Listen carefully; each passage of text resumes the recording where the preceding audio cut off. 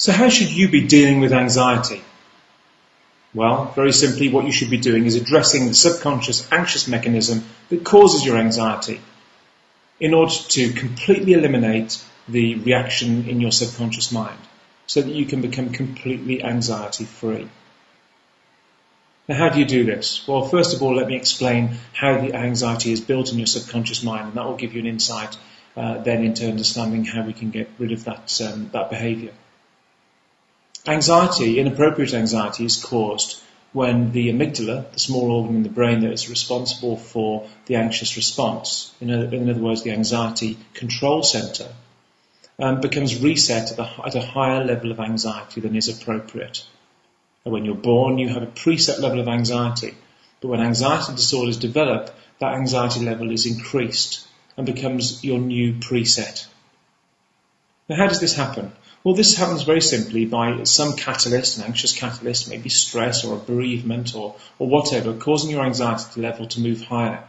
And once that happens, your subconscious mind then makes the decision as to whether that new high level of anxiety is appropriate or not.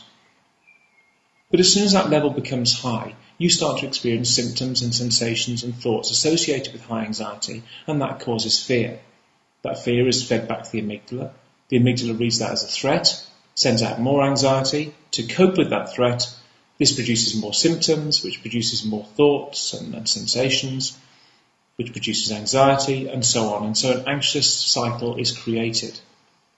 The key to overcoming this anxiety is to cure yourself, to remove the subconscious anxious behaviours that cause this anxiety. This is the natural approach. This is the only solution to anxiety disorders. But how do we do that? Well, what we have to do is convince the amygdala, the anxiety control centre, that you are entirely safe, that there is nothing in your environment that poses any kind of threat or risk to you. So when it sends out those what-if questions that are so searching and can be so invasive, things like, what if I pass out? What if I die? What if I pick up this knife? What if I harm this person? What if I do this to this person? All of these thoughts are completely appropriate in the anxiety response because they're designed to do a risk assessment of your environment. They feel wrong, they seem so wrong, and they can be so distressing, but they're entirely appropriate if you have a high anxiety. But what we do is we provide those thoughts with food. We create an environment for change, an environment for recovery, and we can show you how to do this in a very structured way. That when your sensory organs, your eyes, your ears, your nose and your mouth and your skin feed back to your amygdala the data it needs to make a decision about your anxiety levels, it receives data that makes it reset to a normal level of anxiety.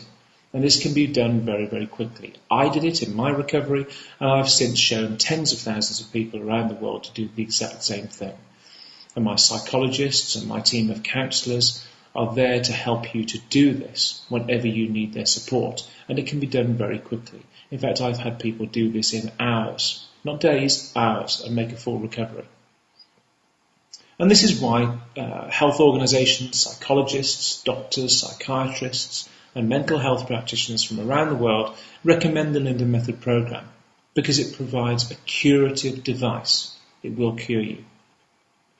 I hope you give us the opportunity to show you how we can cure you of your anxiety disorder and how you can overcome your anxiety permanently. Thanks for your time.